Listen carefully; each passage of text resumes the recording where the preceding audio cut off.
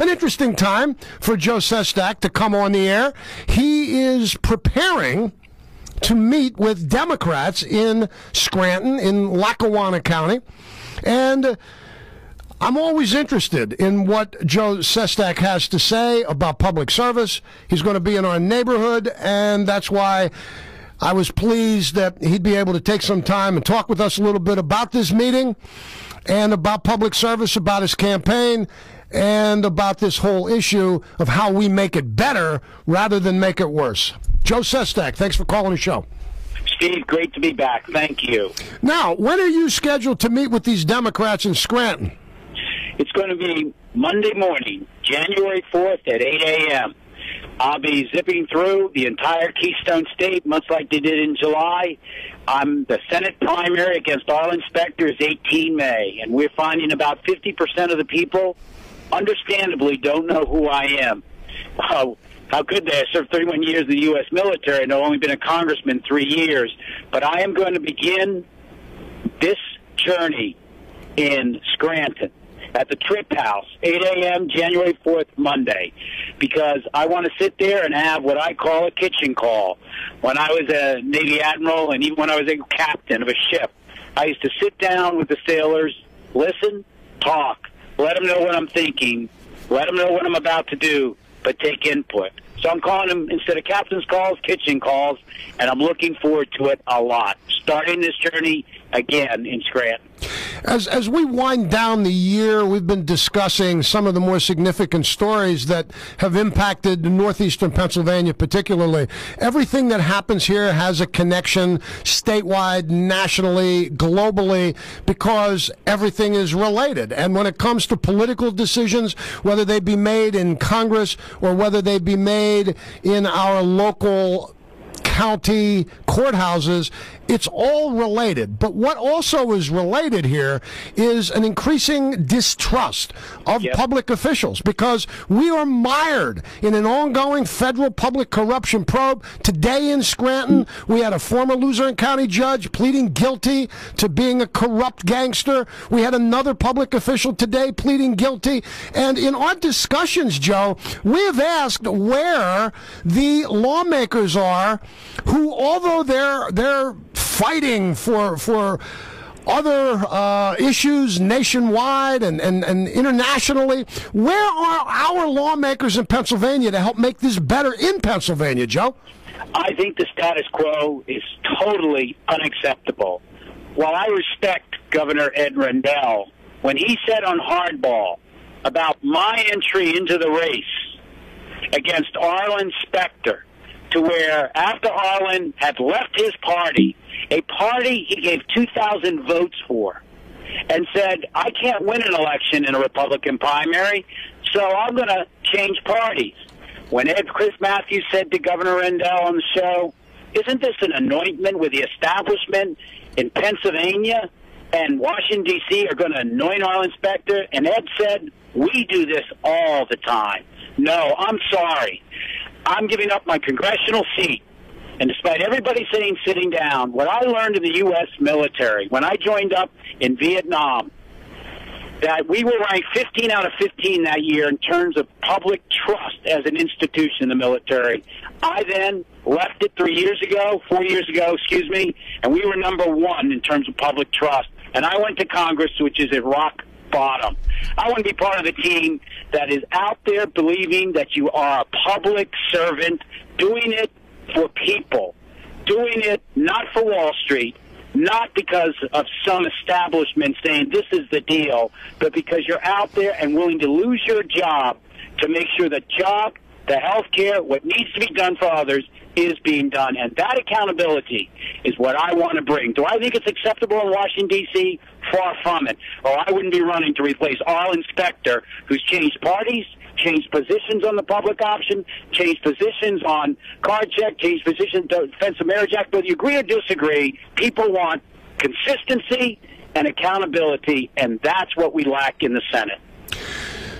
I know that the health care reform is a huge issue. Do you expect to see a bill signed, sealed, and delivered to the American people? Yes, I do. I really do. And I think it's absolutely a necessity. I think you'll see it by the end of January. It'll probably miss the State of the Union about 3 weeks in. But here's why I believe it. When I was in the military, everyone had health care. And the dividends was you had warriors that were focused on their mission, healthy, and their families were taken care of. And the dividends were tremendous. Imagine a workforce where everyone has access to health care instead of losing, as we do today, because they don't, $160 billion a year in economic productivity. Imagine if you're a father and you know that if your daughter has cancer like mine did, a brain tumor, and that's why I got into politics, to pay back everyone for having health care in the military that took care of her. But imagine that now that daughter can never get a health care insurance because of a pre-existing condition, but we changed that. And then imagine that in Pennsylvania, there has been an increase of 100% in the last 8 years of health care premiums. And so over 700 people every day lose their health care because they can't afford it in Pennsylvania. Imagine that with our health care bill in the House, we are going to change all of that, and by 2016 have decreased health premiums by 25%. I believe that if any senator, any congressman isn't willing to lose their job over this, they don't deserve to be there. And this is what I got into Congress for, is to pay back this nation, because I had that when I was in the military, and my 4-year-old is now 8 years old, going on 22. Yeah, you're not getting any younger, Joe. She keeps me young. And Steve, I honestly believe this. You started this show saying what is most disturbing to our country. It's not the economy. It's not the war in Afghanistan. It's not this healthcare crisis. It's a loss of belief that Washington can do anything right. Because at the end of the day, just like the Senate did at the end of the health care debate last week, they were in it for the deal, or they were influenced by special interest. You know, when they told me to sit down, all I could think about is, I don't think you understand. There is accountability, which I learned in the military. You're not just responsible. You're to be held accountable for how well you do. And our inspector, I respect him. But the fact of the matter is, he was part of the GOP leadership that ran the United States America aground. And in the Navy, we relieve you for cause when that happens. I believe that we have to stop Wall Street from gambling with the savings of those who have saved as working families. Where was the referee on the football field for that? And jobs, Pennsylvania's had an increase in the last 30 years of only 1/3 as many jobs as the rest of the nation. This needs to be about the working family, no longer Wall Street. And I do not believe any captain of a ship who's run some ship aground should ever be given another opportunity. A great partisan divide exists in Congress, and frankly, that doesn't bother me. I expect a great partisan divide, and I welcome the kinds of challenges that comes with trying to bridge that gap. But with that divide as a reality, what are you doing to not only try to persuade Democrats to vote for you, what are you doing to try to persuade Republicans that you deserve their vote as well for the United States Senate? First, I tell them this is what I believe, whether it's on Afghanistan or whether it's on the issue of Wall Street or health care.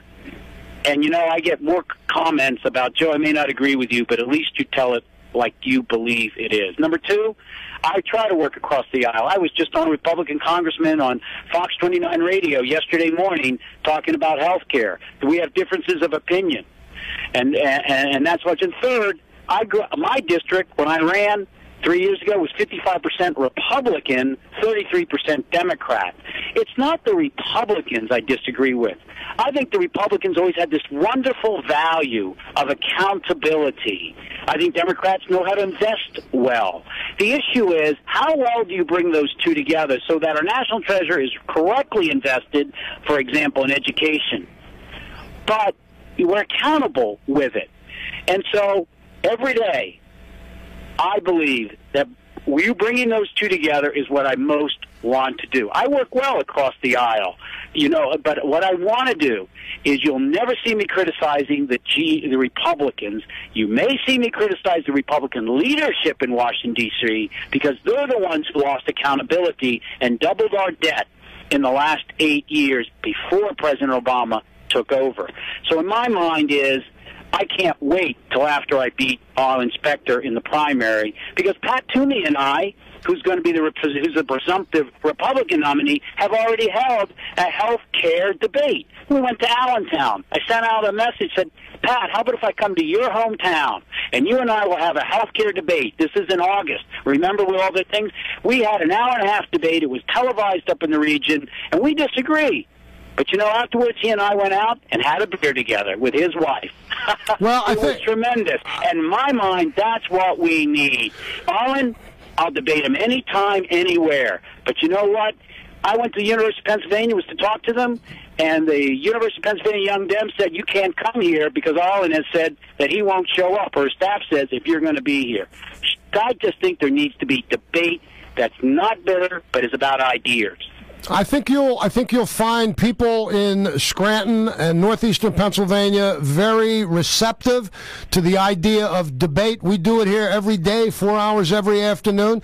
And when you hit Scranton next week, I'm real interested in hearing your observations and your perspective. So maybe we can talk with you sometime after your gathering in Scranton, and we'll look forward to talking with you then. I think it'd be great. Again, Monday, January 4th, 8 a.m. at the Trip House. And as you well know, it's 1011 North Main Avenue. Come on and bring your show there. We can broadcast it. One step at a time, Joe. I think that the two of us might be too much for him. You take it the first shot. Have a Happy New Year. Happy New Year, Joe. It'll be a great year for Pennsylvania and America. Okay, talk to you next week. There's Joe Sestak. He wants to beat Arlen Specter and be the next United States Senator from Pennsylvania.